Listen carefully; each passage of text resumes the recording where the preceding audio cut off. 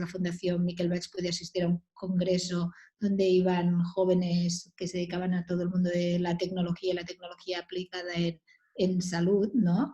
Entonces ves un nuevo concepto de paciente, un nuevo paciente que participa en su enfermedad y en el seguimiento y nuevas medidas para seguirlo, ¿no? Entonces tenemos que ver si realmente pues, los pacientes que se están visitando en nuestras consultas pues aceptan esta forma de asistencia y, bueno, y se puede llevar a cabo.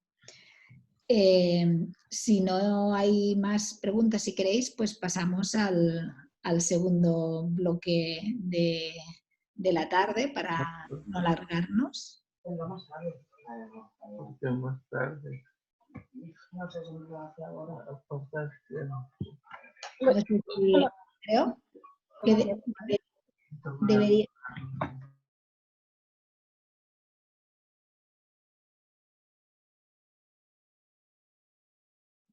Bueno, acordémonos de poner los micrófonos en silencio para que todo sea más ágil.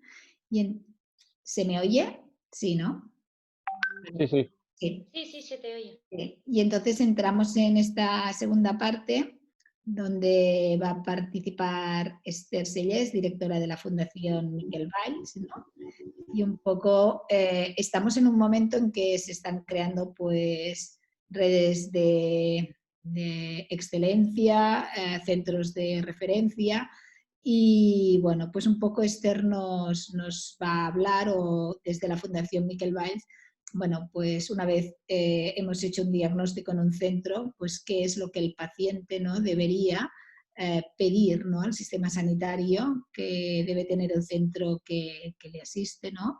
Y bueno, y cuáles son las ideas que el Sistema Catalán de Salud tiene sobre estos centros y cómo debemos trabajar. Buenas tardes y es tu momento, Esther.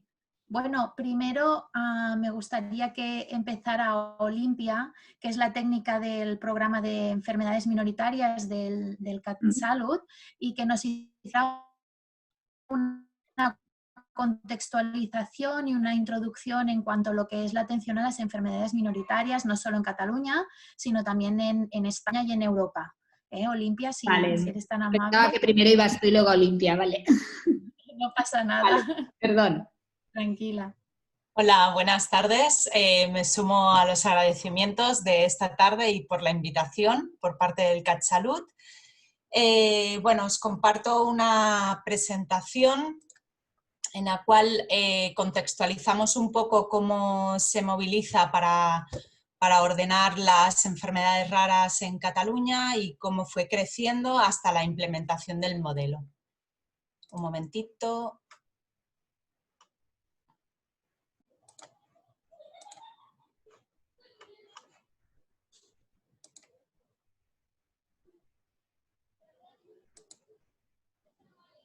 Perfecto. Bien, por definición, las enfermedades... La pantalla que no toca. ¿A que no toca? Estás compartiendo Gracias. la de las notas. Vale, perdón. Un segundín, ¿eh? Pues no sé por qué se me ha cambiado. Bueno, esto son cosas del directo, perdón.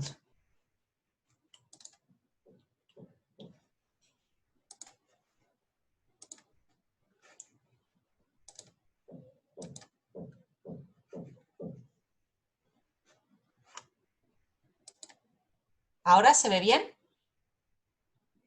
Ahora no vemos nada. Vaya.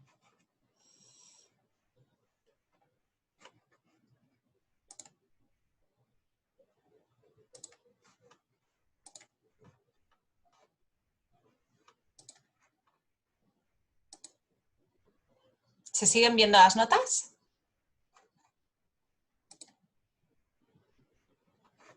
Sí, sí que se ve. Sí. Pues mira que lo he probado antes, un segundín, perdón, de verdad.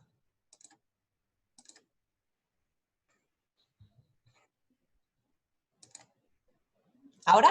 Ahora sí. Ahora sí. Perfecto. Perdón, Bien, pues como os decía, por definición, las enfermedades raras tienen una baja prevalencia en la población En Europa se considera que una enfermedad rara es cuando afecta a menos de una persona de cada 1000 habitantes, es decir, 5 de cada 10.000. Aunque sea una baja prevalencia, el grupo de enfermedades supone un problema de salud, ya que se estima que existen entre 7.000 y 8.000 enfermedades raras diferentes, de las cuales el 80% se consideran de origen genético y pueden afectar a un conjunto a un 5 o 7% de la población general. Entonces, con estos números se estima que entre 300.000 y 400.000 personas afectadas en la población de Cataluña y unos 3 millones en España y en total 30 millones en la Unión Europea. Estas representan un reto para la salud pública por la baja prevalencia, por la multitud de enfermedades, porque hay muchos afectados en grupo, por la falta de registros específicos, es decir, falta de definiciones, de codificaciones y de un inventario adecuado. Requieren un abordaje multidisciplinar por su gravedad y afectación, que muy a menudo es multisistémica, y en general son hereditarias y se inician en edad pediátrica. La elevada complejidad, etiología, diagnóstica y pronóstica dificulta el acceso y la continuidad diagnóstica y de seguimiento. Las dificultades de tratamiento, en algunos casos no existe un tratamiento para prevenirlas, curarlas o paliarlas, los síntomas, y pocos medicamentos con indicación específica para una enfermedad rara tienen un costo, son pocas y encima con un costo elevado. Son enfermedades que son crónicas, en muchas ocasiones de carácter progresivo y cuentan con una elevada morbimortalidad y un alto grado de discapacidad. Y también tienen como un gran impacto del aislamiento y de la inestabilidad social, porque son muy poco conocidas en el conjunto de la sociedad y estas provocan una disminución también de la autonomía. Y también el último problema que nos podemos encontrar es que la investigación es fragmentada e insuficiente. Bien, ¿qué retos nos quedan, no?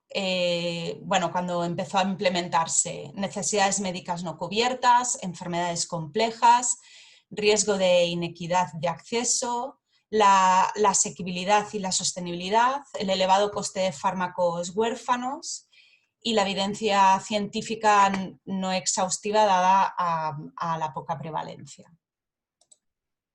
Bien, pues ¿qué hechos relevantes nos encaminaron hacia el modelo de atención aquí en Cataluña de enfermedades raras? Bueno, en el 2009 se creó la Comisión Asesora de Enfermedades Raras. Hasta el 2014 se fueron creando órdenes e instrucciones para poder ir reordenando, hasta que en el 2014 se hizo la instrucción para el desarrollo y la implementación del modelo en atención a enfermedades raras de Cataluña. Es decir, ordenar unidades de experiencia clínica por grupos temáticos, que luego os explicaré. Del 2014 al 2016 se siguen planteando instrucciones, se va ampliando programas de cribaje neonatal, aparece por primera vez en el Plan de Salud las enfermedades raras, el Plan Estratégico de Investigación del PERIS también incluye entre sus prioridades la temática de enfermedades raras, hasta que en el 2016 todo esto ya se cuaja más y se crea la primera CHUEC de enfermedades cognitivo-conductuales en edad pediátrica. En el 2019 se crean 2 designaciones más, que son las enfermedades metabólicas y las enfermedades renales, y en el 2020, justo antes del COVID, en el febrero, se designaron 2 unidades más, que están las unidades de enfermedades neuromusculares y las unidades de inmunodeficiencias primarias. Bien, para el principio de todo, la Comisión Asesora de Enfermedades Minoritarias es clave para la definición e implementación del modelo de atención Su función es asesorar al CatSalut y al Departamento de Salud los aspectos relacionados con estas enfermedades y se compone por 21 miembros, que son dos sillas son federaciones de pacientes, profesionales expertos, sociedades científicas, organismos empresariales de ámbito sociosanitario, el Departamento de Educación, el Departamento de Bienestar, Trabajo y Familia y después el Departamento de Salud y el CatSalut, que es la que lo lidera. Bien, este modelo de atención, ¿cuál es la esencia del modelo? La esencia del modelo es centrar que la persona afectada y su familia como centro de atención, tanto por los especialistas territoriales como los servicios de alta especialización, las asociaciones de pacientes, los equipos de soporte y los equipos de atención primaria. ¿Cuál es su objetivo? Uno es mejorar la calidad y el acceso a servicios de salud altamente especializados, reconociendo y aprobando los centros de experiencia y servicios de calidad, asegurar el trabajo en equipo multidisciplinar, que es un valor muy agregado, asegurar el trabajo en red entre las unidades de experiencia clínica conocidas como red, veréis que digo mucho rato CHUEC, y es la red de experiencia clínica. Mejorar la capacitación y la transferencia del conocimiento, que es la red clínica o comunitaria, y eso lo que intenta es asegurar el trabajo en red con el resto de la red que proporciona una atención sanitaria y mejorar el trabajo en red en dispositivos que participan en la atención, es decir, educación, bienestar, etc. ¿Cómo se organiza esta atención? El modelo pivota sobre la designación de unidades de experiencia clínica y está basado en dos niveles básicos de atención sanitaria. Uno, el nivel terciario, donde las WEC, es decir, las unidades de experiencia clínica, que es donde se concentra la expertez, y el responsable de hacer el diagnóstico clínico, el plan de actuación, que incluye estrategia terapéutica y el seguimiento del paciente, y ha de contar con un equipo multidisciplinario experto en el abordaje de la enfermedad. A nivel comunitario territorial, que cuenta con equipos de atención primaria y con especialistas de los hospitales del territorio, que es probablemente donde se detecta el caso, y es dar respuesta a los procesos agudos y compartir con las unidades de expertez el seguimiento y el acompañamiento al paciente. La relación de estos dos niveles se basa en el trabajo en red, estas como colaboración y coordinación, por eso una figura muy importante es la del gestor de casos, y que es la figura clave de éxito para este trabajo y para la comunicación entre paciente, diferentes unidades y territorio. Bien, los criterios de una WEC cuando pedimos estas unidades es un equipo multidisciplinar, un plan de atención personalizado, una figura de función de gestión de casos, la difusión del conocimiento y de investigación y un registro poblacional, ¿no? Como os he dicho antes, era una de las carencias que tienen en este tipo de enfermedades. Y sobre todo el compromiso de trabajar en red con el resto de las unidades y territorio. Las redes tienen el mismo funcionamiento, ya que son las diferentes unidades que vamos designando de diferentes hospitales, que entre ellas trabajen también en equipo, dentro de la misma temática en la que se designa. Esta se me ha repetido, perdón. Vale. Cuando hablamos en trabajo de red en clínica, son redes clínicas de grupos profesionales de salud, de organizaciones sanitarias y consumidores que trabajan de forma colaborativa y coordinada para conseguir un objetivo compartido a una atención sanitaria de calidad.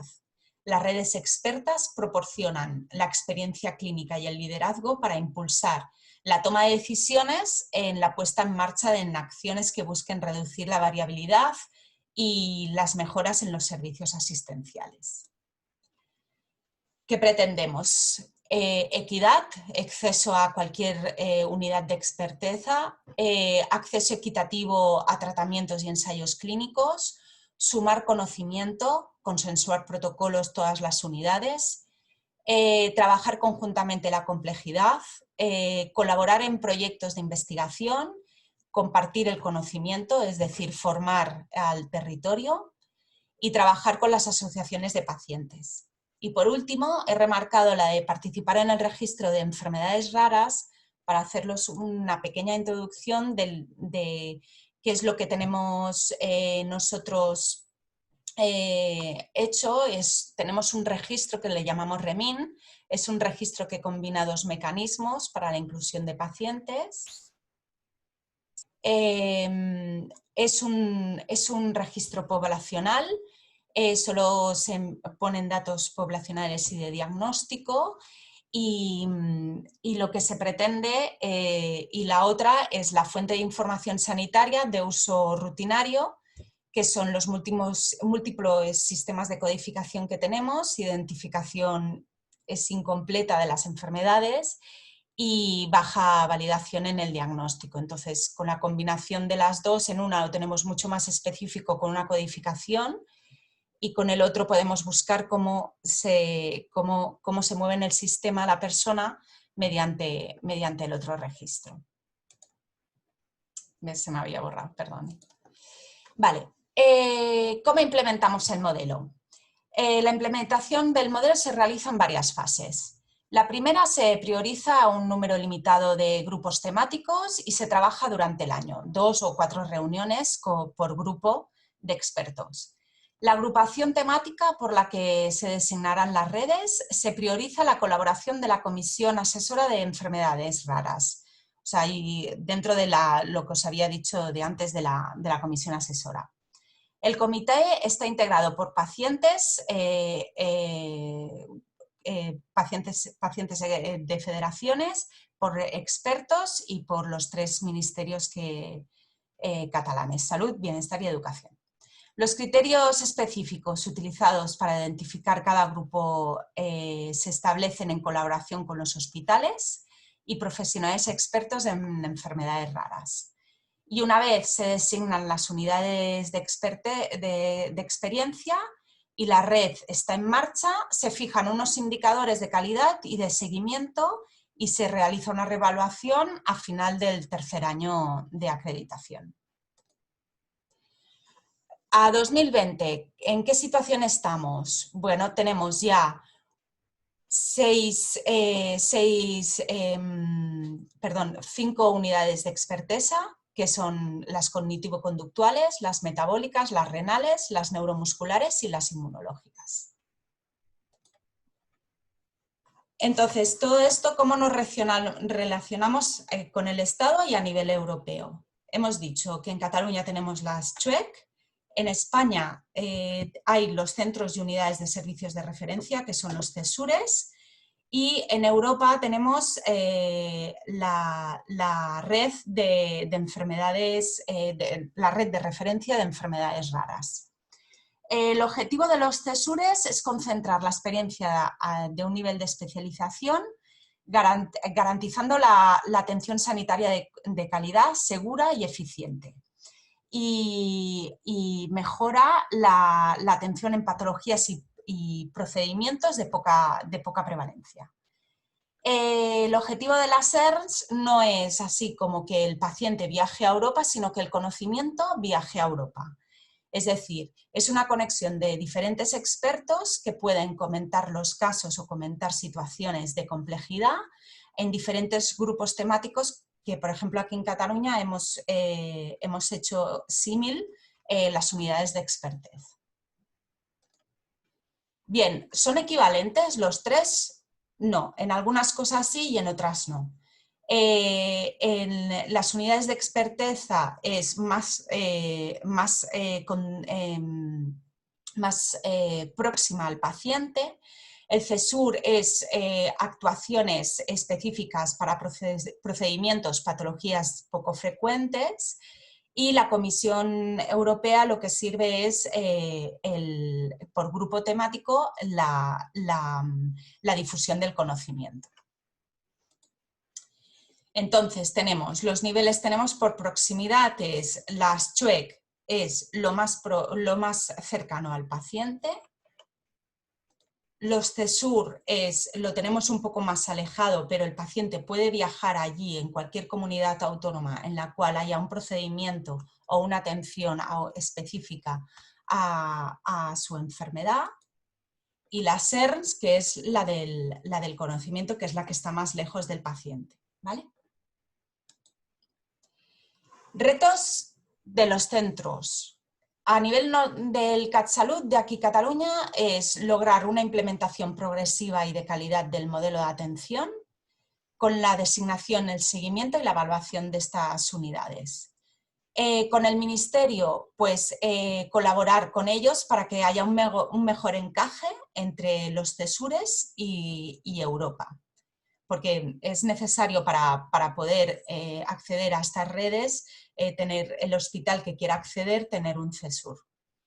Y la Comunidad Europea es velar, nosotros lo que intentamos hacer es velar por el acceso equitativo a las SERNS y respaldar la participación de todos los centros expertos que forman parte. Es decir, diálogo, cooperación y compromiso. Lecciones que hemos aprendido durante el proceso del modelo de atención, pues que hay que mantener un trabajo colaborativo entre pacientes, profesionales de salud de distintas disciplinas, que hay que potenciar el trabajo en red, que hay que garantizar la transición asistencial, por ejemplo, entre el niño y el adulto o en cambio de hospitales, que hay que garantizar la calidad y las buenas prácticas, y potenciar el trabajo interdepartamental entre salud, educación y bienestar. Y bueno, espero aportar la parte informativa de esto y muchas gracias.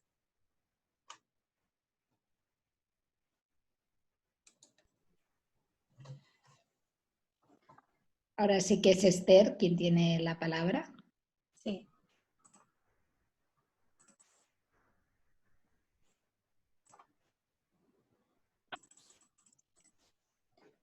Bueno, ¿veis bien la presentación? Sí, bueno. Buenas tardes a todos. Muchas gracias por estar aquí esta tarde.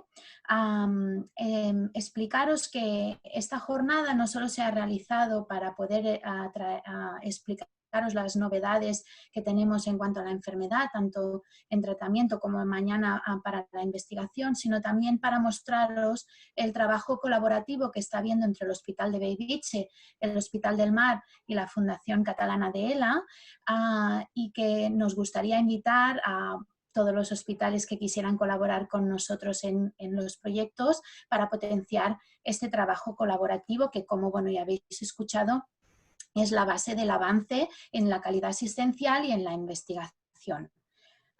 Bueno, darle las gracias a Olimpia del Departamento de Salud porque también debe de existir este trabajo colaborativo, ¿no? Pues con el gobierno de cada comunidad autónoma y para poder tirar para adelante todos los proyectos. Muy bien. Bueno, a mí me toca contestar a esta pregunta, que tener en cuenta cuando tengo ELA y soy atendido en un hospital. ¿Por qué? Lo que me gustaría hacer hoy es aterrar un poquito, poner en un plano más llano para los que no somos tan técnicos, ¿no? Todo esto que oímos de atención multidisciplinar, de atención integral, para que todos lo podamos entender y sobre todo para que los pacientes puedan saber cuándo se les está dando la atención adecuada o cuándo no.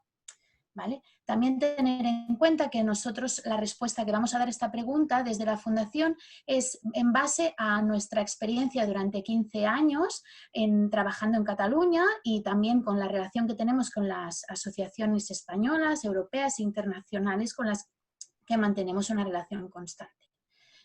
Bien.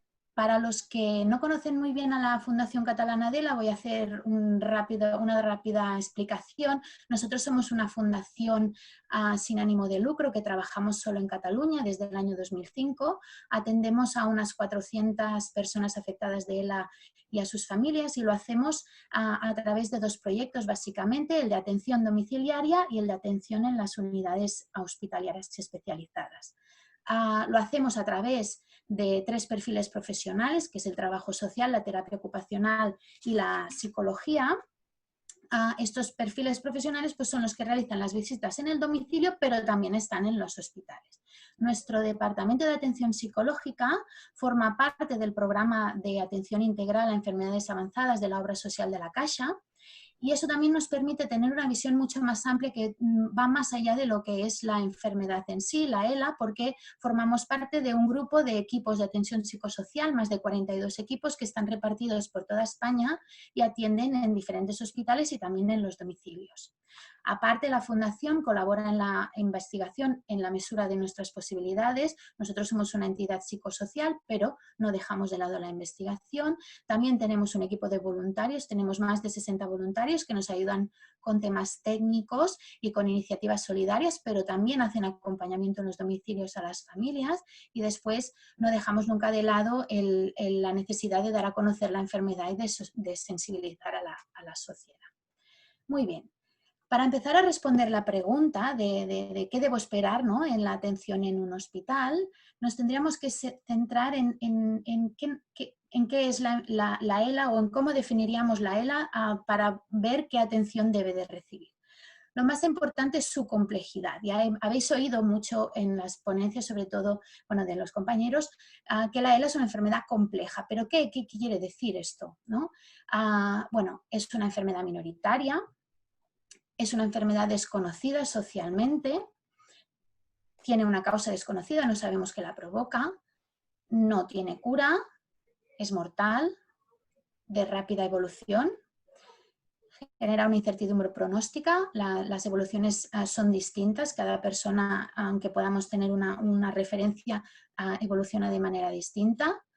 El diagnóstico está basado en criterios clínicos, no tenemos una prueba diagnóstica que nos diga que tenemos ELA, tenemos que descartar otras enfermedades y luego ver un poco la evolución de los síntomas. Hay protocolos limitados, tenemos limitación de opciones terapéuticas, tenemos actualmente un medicamento y la posibilidad de hacer el tratamiento de síntomas. Hay una dificultad de coordinación entre servicios. Todo el plan que nos ha explicado Olimpia viene un poco basado en esta necesidad de coordinación de servicios. Hay falta de servicios especializados. La enfermedad genera un aislamiento social, un fuerte impacto psicológico, es altamente discapacitante, genera altas necesidades, sobrecarga del cuidador principal, problemas de comunicación, problemas de movilidad. Esto es lo que aquí, seguro que faltan cosas, pero nos define la enfermedad como una enfermedad compleja. Muchas enfermedades terminan siendo complejas y hay un tanto por ciento de casos más complejos que otros. La ELA es por definición compleja en casi la totalidad de los casos, y eso es lo que hace tan difícil de abordar esta enfermedad.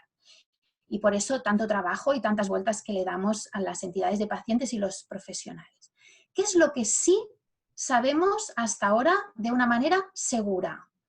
Sabemos que hay estudios publicados que han demostrado que la atención integral por un equipo multidisciplinario especializado mejora la calidad de vida de las personas afectadas de ELA y de sus familias, hasta el punto de contribuir a alargar el proceso de la enfermedad y al proceso de la evolución de la enfermedad, siendo pues la herramienta que tenemos, la mejor herramienta que tenemos hoy en día para tratarla.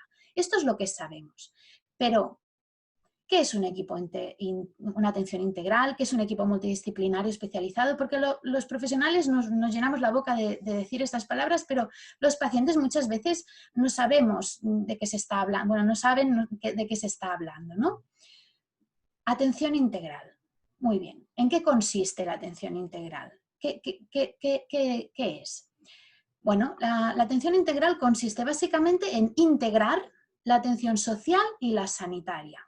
poniendo a la persona en el centro, teniendo en cuenta todas sus dimensiones, la física, la funcional, la psíquica y la social, dando una respuesta a sus necesidades, sobre todo enfocada a la autonomía de la vida diaria y al bienestar.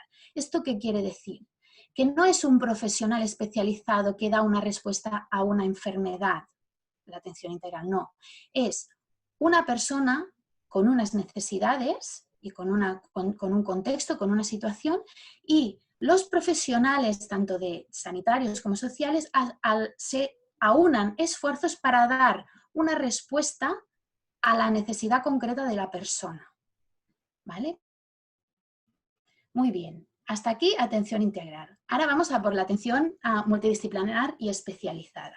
Aquí tengo que decir que no todo vale. Hemos visto, bueno, nosotros en nuestra experiencia hemos visto equipos de atención multidisciplinar, pero no especializados.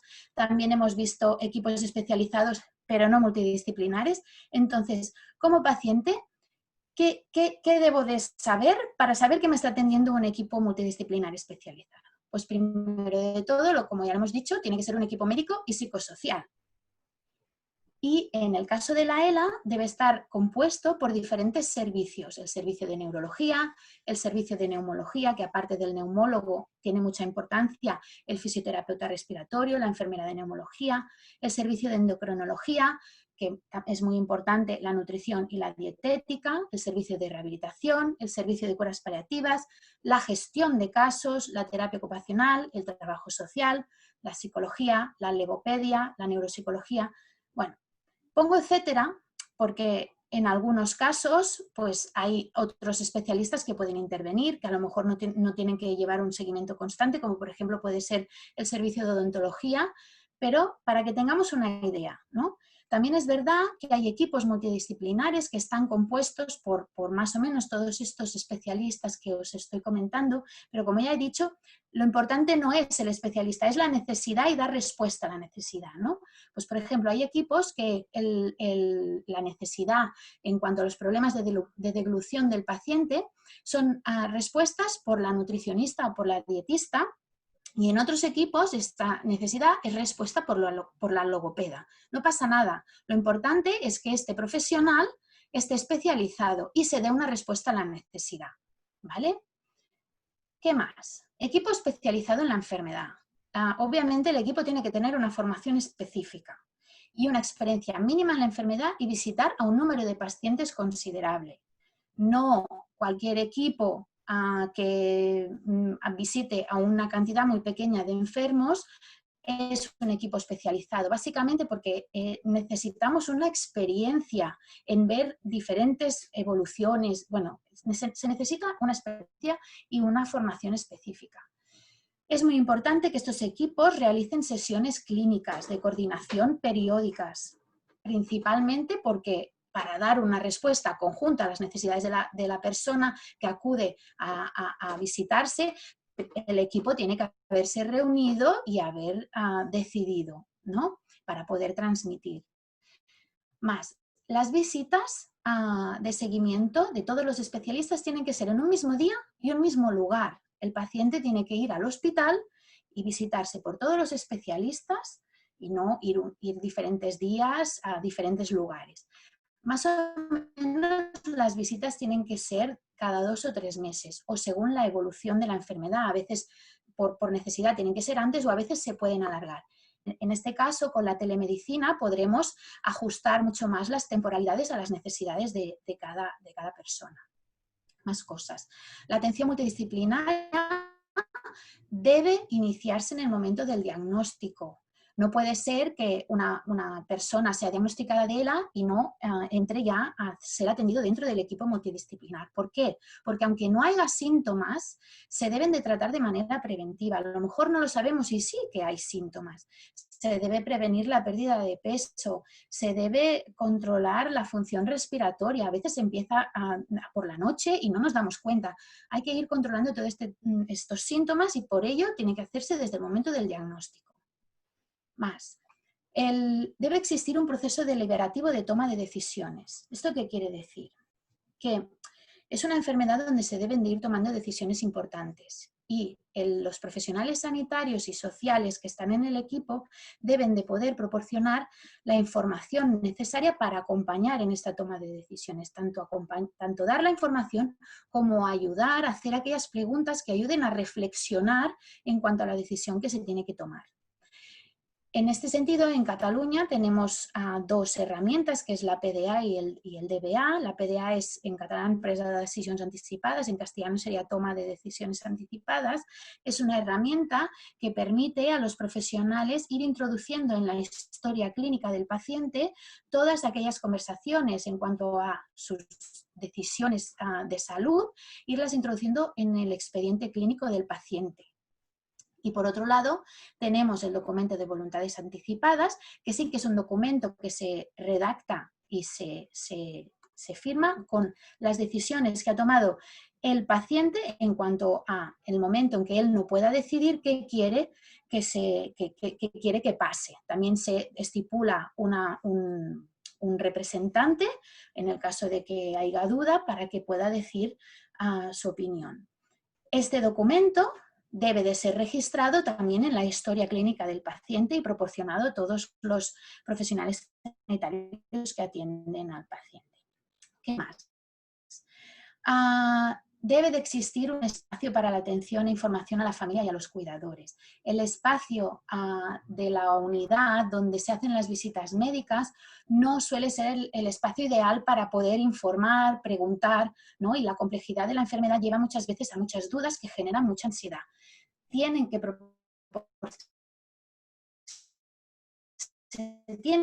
proporcionar este espacio.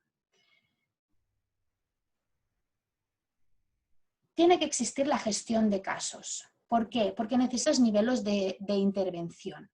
Normalmente la gestión de casos desde el equipo multidisciplinar, desde las unidades, es realizada por el enfermero o la enfermera de enlace, que garantiza esta coordinación pues, entre el hospital especializado y los servicios del territorio, tanto los que hacen atención domiciliaria como los servicios de proximidad, atención primaria, hospitales de nivel comarcal, ¿no? Sobre todo también para aquellos pacientes que no pueden asistir al hospital. Muchas veces también es el trabajador social quien ayuda a esta gestión de casos, coordinándose pues, con los servicios sociales y otros agentes sociales del territorio. Investigación. No es obligatorio que un equipo multidisciplinar, una unidad de ELA, realice investigación. Hombre, sería lo ideal, ¿no? Pero sí que hay unos mínimos en cuanto a la investigación, sobre todo a nivel de colaboración. A nivel de colaboración con lo que llamamos la investigación translacional, que es el coordinar la investigación clínica. Y ¿Oigo cosas? ¿No se me oye bien? No, deberían cerrar los micrófonos. Si hay vale. Bueno, sigo. La investigación translacional pretende, ¿no? Pues descubrir nuevas herramientas diagnósticas y nuevos tratamientos. Entonces sí que las unidades especializadas deben de colaborar con la investigación. ¿Cómo? Pues a través de la extracción de muestras para la investigación, ya sea el DNA, líquido, encefalorraquídeo, piel, pero estas extracciones deben ser hechas según protocolos estandarizados, porque si cada unidad extrae las muestras de una manera distinta, después no nos sirven para lo mismo. Y sobre todo, y muy importante, estas muestras deben ser puestas a disposición de la investigación para cualquier grupo de investigación que pretenda acceder a ellas. Eso es colaborar en la investigación. Y de la misma manera se deben de recoger datos y ponerlos a disposición también de quien los pueda necesitar para investigar. Bueno, como ha comentado Olimpia, el trabajo colaborativo o en red es importantísimo. Las diferentes unidades especializadas en la enfermedad deben de sumar esfuerzos. Obviamente, si cada uno trabaja en un proyecto distinto, no sumamos tanto como si todos ponemos nuestras energías en lo mismo. Y siendo una enfermedad minoritaria y tan compleja, esto es muy necesario. Y por último, es muy importante que el equipo multidisciplinar obtenga la visión del domicilio. En el caso de las unidades que trabajan con nuestra fundación, con la Fundación Catalana d'ELA, ya pues tienen la facilidad de que nuestros profesionales, como también hacen visitas a domicilio, pues pueden acceder a saber lo que está pasando en los domicilios en casa a través de ellos. Pero en el caso de los que no tienen esta relación con nuestra entidad o que son de otras comunidades autónomas y no tienen este acceso al domicilio, es la gestión de casos a través de la enfermera o el enfermero de enlace o del trabajador o trabajadora social de la unidad que se coordinan con los servicios de proximidad, quien deben de acceder a la información de lo que pasa en el domicilio, porque no se pueden tomar decisiones de ningún tipo, ni médicas ni sociales, sin tener en cuenta qué está pasando en el domicilio. Muy bien. Bueno, aquí os he puesto, para los que queráis un poquito más de información, 2 guías de referencia para si queréis informaros más. Una es de la Asociación Inglesa de ELA, que los compañeros de la Asociación de la Argentina han traducido muy, muy amablemente y bueno, explica un poquito qué debe ser un equipo multidisciplinario para la ELA. Y la otra es el documento Consenso de la atención a los pacientes con esclerosis lateral amiotrófica, que se ha hecho desde la Junta de Andalucía y han colaborado muchas entidades y muchos grupos. Y bueno, también creo que es una de las que tiene una revisión más reciente, pero bueno, hay más, ¿eh? Yo lo he puesto por si alguien quiere un poquito más de información en este sentido. Y bueno, por último, me gustaría remarcar algunas cosas que creo que es importante tener en cuenta.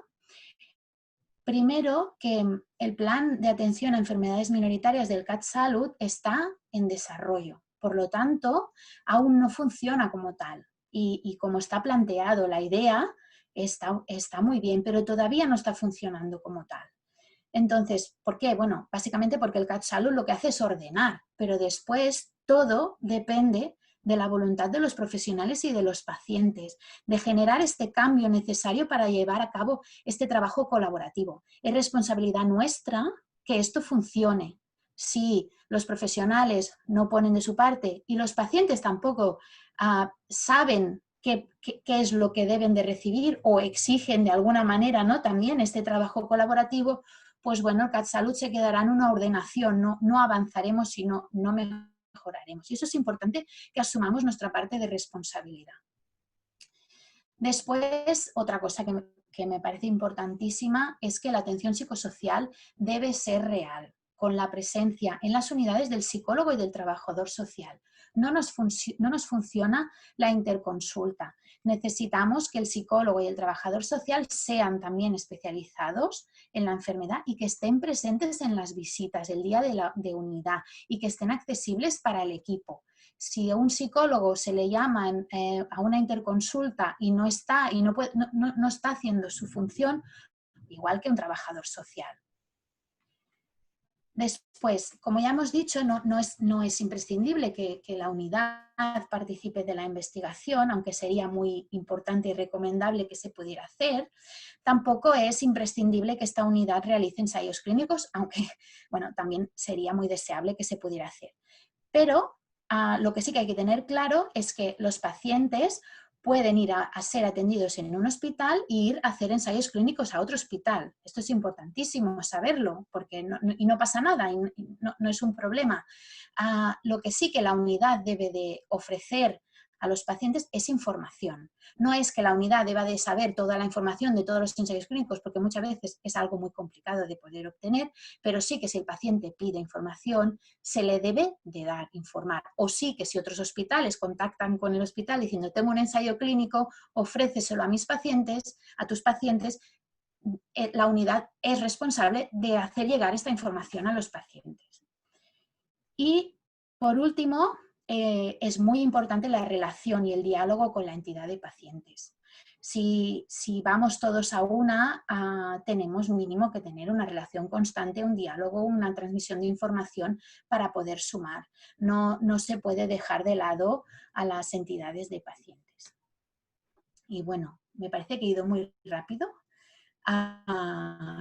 pero porque como que el tiempo nos aprieta. Nada, muchas gracias a todos. Si hay alguna duda o algo, pues bueno, aquí estoy. Vale. Muchas gracias, Esther. Muchas gracias, Olimpia. No sé si hay alguna pregunta por el colectivo de pacientes. Había en el chat algún paciente que comentaba que que no le gustaba el título que habíamos puesto a esta segunda parte de la sesión. Yo creo que es un título muy, muy adecuado y que no podíamos hablar que le pedimos al sistema, a la unidad multidisciplinar, si previamente no sabemos cómo funciona el sistema sanitario catalán. Entonces era indispensable los comentarios que ha hecho Limpia para colocarnos a todos en situación, para que cuando un paciente a un profesional le oiga decir somos CESUR o somos SUEC o estamos aplicando una ERM, el paciente tiene que saber qué quiere decir todo esto. Y entonces, si no lo sabe, pues yo creo que Limpia ha hecho una presentación excelente que nos ha puesto en situación de cómo está trabajando el CatSalut en las enfermedades minoritarias, de cómo los pacientes, y esto es importantísimo, estamos aquí en una jornada dirigida a los pacientes y yo cuando la oí hablar pensaba, mira, aquí tiene un ejemplo de lo que el CatSalut nos pide a los centros hospitalarios. Estamos 2 hospitales trabajando en red y con el colectivo de pacientes transmitiendo información. Por lo tanto, esto que el CatSalut nos pide a los centros hospitalarios, le estamos dando un ejemplo de que realmente lo estamos haciendo, ¿no? Entonces, ya que no aparecen preguntas, yo sí que tengo preguntas. Una pregunta, por ejemplo, para Esther sería, ¿hasta qué punto, bueno, desde el primer día que nos conocimos hace 1000 años con Esther, siempre le dije, vosotros sois la auditoría del trabajo que nosotros hacemos, ¿no? Y dije, no tengo miedo a que me audites, sino que lo que voy a hacer es aprender de cada cosa que me digas, ¿no? Entonces, durante todos estos años, pues seguís auditándonos, ¿no? Entonces, ¿cuáles son las quejas o las peticiones o que os dicen los pacientes con respecto a la atención sanitaria que están recibiendo? Es decir, ¿qué es? Tú has planteado muy bien qué es lo que debe pedir el paciente al centro sanitario o al sistema de salud pública para su atención. Entonces, nosotros creemos que lo estamos dando lo mejor que podemos. ¿Cuál es la queja o la demanda o es el déficit que nota el colectivo de pacientes con respecto a la atención sanitaria que están recibiendo? Bueno, yo creo que peticiones hay muchas y sobre todo depende del hospital en el que estés atendido, ¿no? Y esto es precisamente por lo que el CatSalut está ordenando y por lo que estamos aquí hoy, ¿no? Para dar esta charla para saber qué debes de esperar de un hospital, ¿no? Y si te puedes quejar o no, porque también los recursos son los que son, ¿no? O te quejar, o más que quejar, es que a mí la palabra negativa de quejar no me gusta, ¿no? Más, bueno, pedir, ¿no? Pero bueno, a lo que yo creo que es más importante es la información y el diálogo. Nosotros a lo largo de todos los años, y yo personalmente cuando he visitado a un paciente en el domicilio y después lo he visitado en el hospital, como trabajadora social, hay un cambio brutal. Normalmente las personas cuando van a los hospitales se sienten muy bloqueadas y entonces el diálogo y la comunicación cuesta mucho más, muchísimo más. En casa sale todo, en el hospital hay un bloqueo, pero en el hospital es donde están los especialistas que te van a dar esa información. Entonces, falta diálogo, tiempo, por eso lo que pedíamos, espacios fuera de la unidad para poder hablar, que hay unidades que ya lo tienen, ¿no? Pero un poquito más de comunicación y de deliberación, información para poder tomar decisiones. La mayoría de gente que recibe un diagnóstico de ELA no había oído hablar de ELA en su vida. Entonces les viene todo raro, no saben del sistema sanitario, no saben de investigación, ¿no?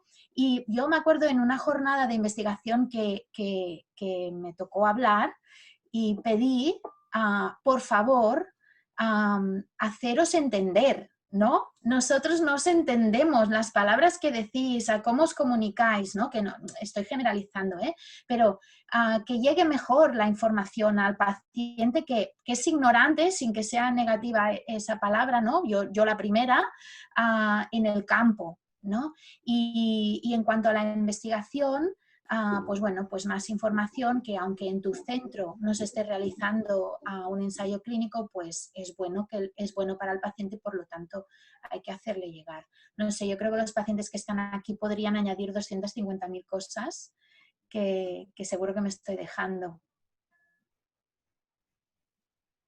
Y con respecto a Olimpia, ser una unidad d'expertesa, una SHUEC, aparte del reconocimiento del trabajo que realizas por el sistema sanitario catalán, va con una dotación específica económica que ayude a que hayan más profesionales o que te ayuden a hacer este trabajo, o todo esto que nos pide Esther, ¿no? Que te dice tiempo es igual a profesionales, ¿no? Y es igual a dinero por parte del gestor de tu hospital. Bueno, es que quiero que los pacientes, o sea, yo lo que pretendo es que los pacientes entiendan, y esto también quiero que, bueno, a la Fundación Miquel Valls lo sabe porque nos conoce, ¿no? Pero el doctor Rubio o yo, se crean las unidades multidisciplinares a través del esfuerzo de los profesionales que con placer hacemos porque creemos en este modelo de atención y queremos tratar bien a nuestros pacientes. Pero es un esfuerzo de profesionales que luchan por trabajar de forma coordinada, que piden a sus gerencias espacio, que les piden tiempo, que les piden y les suplican una enfermera. O sea, esto el paciente lo debe saber, que no es nada fácil conseguir 5 despachos en un módulo de consultas y conseguir 4 servicios diferentes trabajando juntos y todos. Y todos lo hacemos porque creemos que es nuestra obligación, porque así lo mandan las directrices internacionales y lo debemos hacer. Entonces, cuando aparece el CatSalut y te dice, bueno, pues ahora vamos a esto, reordenarlo y vamos a crear unas unidades específicas y además tenéis que hacer este registro que es el REMIN y además tenéis que hacer esto y además tenéis que hacer y además en algún momento el sistema de salud pública se plantea que esto a lo mejor si hay una dotación económica de cara al hospital puede ayudar a que esta atención sea mejor. Lo siento porque a lo mejor Olimpia No, tranquila. era una pregunta, pero como estamos todos pues un poco saturados, ¿no? Con todo esto, se entiende que el sistema de salud te pida, ¿no? Pero al final dices, oye, yo he suplicado a veces por una enfermera y pienso, pero ¿qué estoy haciendo? ¿No? Que no estoy pidiendo ni para mi padre, para mi madre, estoy suplicando un profesional para trabajar mejor. Entonces, piensas, el sistema y la respuesta de mi gerente es, sí, somos SHUEC, pero no ha venido con ninguna dotación económica, por lo tanto, no hay. Entonces dices, ¿qué estamos haciendo? ¿No? Por favor, ¿tú qué puedes decir a todo esto? Mirad, al un principio lo que se intenta desde el CatSalut es un poco dar la respuesta y sobre todo concentrar dónde el paciente se puede dirigir, ¿no? El modelo, cuando tú empiezas a desarrollar un modelo siempre es muy conceptual y más desde la administración que lo hacemos desde la parte más de arriba, ¿no? Es un tema de la parte económica, es un tema que ya en la segunda comisión asesora ha salido. Es verdad de que si tú pides calidad tienes que dotar de economía para que se pueda hacer. O sea, es que a esa respuesta te doy que tenéis toda razón del mismo. Yo también soy enfermera y he trabajado en la parte de proveedora y si tú quieres dar algo de calidad necesitas tiempo y el tiempo al final es más profesionales y más tiempo a poderte dedicar para poder trabajar en eso, ¿no? Yo creo que es un tema que ya lleva pues un año ahí insistiendo y al final sí que vamos haciendo pequeñas dotaciones, sobre todo cuando pedimos lo del registro, pues intentamos recoger algo de dineros de finalistas para poder dotar a los hospitales que puedan registrar o ha sobrado un poquito de dinero, pero tiene que ser una cosa mucho más, más continua. Totalmente de acuerdo, no puedo decir otra cosa. Sí. Vale. No, pero es que a veces piensas que también aprovechando en este foro que hay pues casi 50 pacientes, un poco que los pacientes sepan, ¿no? Pues qué hay detrás de todo esto y cómo intentamos funcionar con los recursos que tenemos, ¿no? Que está muy bien que se esté ordenando, pero que vamos intentando trabajar con, o sea, la Fundación de Pacientes nos reclama, porque es la voz de todo el colectivo de pacientes, los profesionales intentamos hacer bien nuestro trabajo, pero es esto, también necesitas el apoyo de tu gobierno, ¿no? De tu departamento que te ordene, pero que también te dote, ¿no? Te dote para poder realizar esto bien. Sí. No sé si el doctor Rubio no es tan quejica como yo, no sé si tiene alguna cuestión a decir o algo. Estoy aquí, no suelo ser tan reivindicativo, pero sí que es cierto, de nuevo, apuntalar lo que comentas de que las unidades multidisciplinares que hay en Cataluña y que funcionan bien, como sabe Esther, están están formadas a base del esfuerzo y sobre todo de la buena voluntad de todos, ¿vale? Montar una unidad multidisciplinar en un centro hospitalario, como bien has comentado antes, es muy complicado. Aunar a todos los especialistas que puedan todos en la misma franja horaria, mismo buscar un espacio, un tiempo, es algo que es muy complejo y que parte de la buena voluntad y con muchas dificultades desde las direcciones de los hospitales. Es algo que, bueno, sí que es cierto que los pacientes también deberían ser conocedores de que toda esta asistencia de calidad que se da, y se da porque creemos en ella y porque así lo dice la literatura científica, que es algo que es eficaz, que va a aumentar la calidad de vida, va a aumentar la supervivencia, todo esto que se hace, ¿vale? Se hace a costa de los esfuerzos personales de cada profesional que forman estas unidades multidisciplinares. Y que, por supuesto, toda ayuda económica, toda dotación, pues será bienvenida. Muy bien. ¿Hay alguna cuestión más o alguna pregunta más por parte de los pacientes? ¿Nadie tiene ninguna cuestión? Sí, ¿Podemos plantear una cuestión? sí, por favor. A ver, nosotros somos familiares de un enfermo de ELA. Tal como dice Esther, no queremos quejarnos porque no tenemos motivo, pero desde luego todo lo que habéis explicado, que está muy bien organizado, no lo vemos de cerca ni de lejos. El equipo multidisciplinar especializado. A ver, no tenemos queja porque realmente, pues bueno, nuestro familiar está en el Pere Virgili, depende del servicio del Hospital de la Vall d'Hebron, y bueno, el especialista neurólogo lo ve cada 6 meses y hemos de insistir bastante porque hay que venirlo a buscar en ambulancia, es complejo realmente. Y a ver, realmente hay una trabajadora social que nos atiende. Me refiero que los profesionales del equipo sí que más o menos o bastante, casi todos han intervenido en el caso, pero no hay, o sea, somos nosotros que los coordinamos, por decirlo de alguna manera, no hay una reunión en la que todos ellos se coordinen. Sí, esto lo que yo querría hacer hincapié así telegráficamente es la labor impecable de los profesionales y sobre todo el énfasis supino en la parte personal, el compromiso personal de todo. Mi hermano lleva 2 años con el diagnóstico y con la atención de un sitio, de otro. Ha sido extraordinaria la labor de personal de los profesionales, ¿no? O sea, eso como valor agregado. Entonces, la pregunta es, ante esta situación y un ELA avanzado y tal, bueno, solicitamos sí la asistencia multidisciplinar que se ha prolongado en este caso por el tema del COVID, pero una de las cosas que sobre todo me preocupa a mí es el tema de la investigación.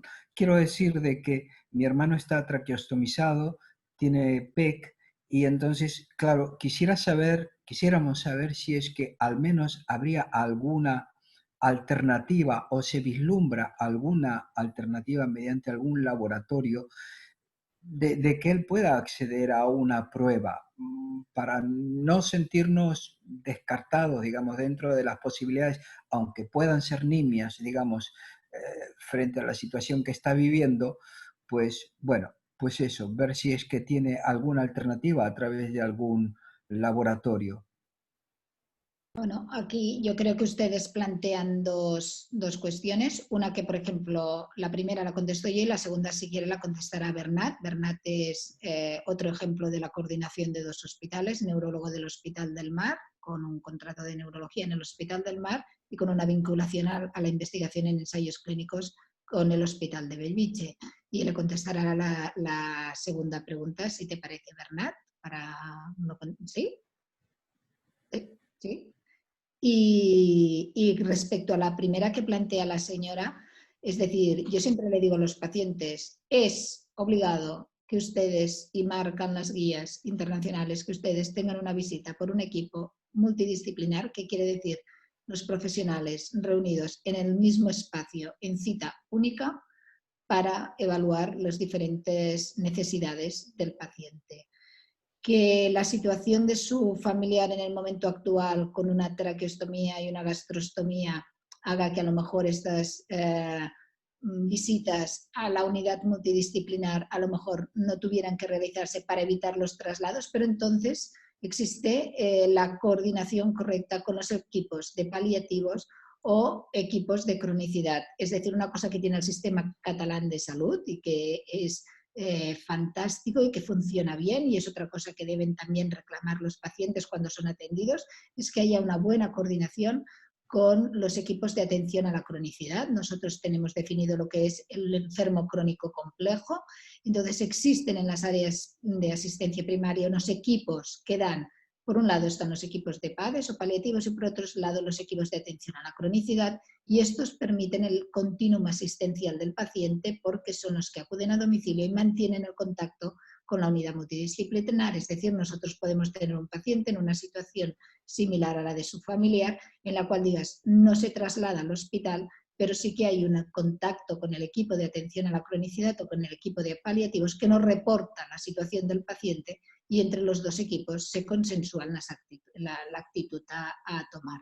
Por lo tanto, si no hay una visita hospitalaria para la atención por los diferentes especialistas, es obligado, y además porque el sistema sanitario catalán lo permite. Es decir, dentro de toda esta ordenación está la ordenación de la atención al enfermo crónico complejo. Es decir, nosotros entramos como enfermedad minoritaria por un lado, pero por otro lado entramos como enfermo crónico complejo.